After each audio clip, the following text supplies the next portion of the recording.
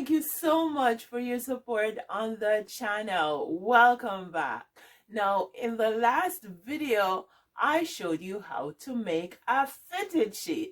In this video, I will show you the quick and easy way to fold your fitted sheet. So just follow along.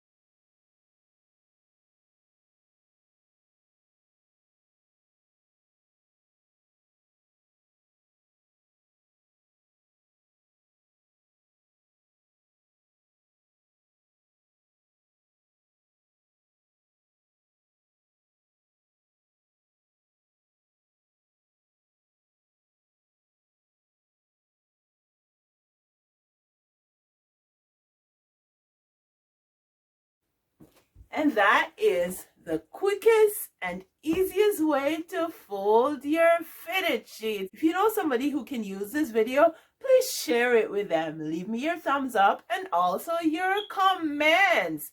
And if you have not yet subscribed, go ahead and hit that subscription button and remember to hit the bell notification icon so you can be notified of new videos. I'll see you in the next video.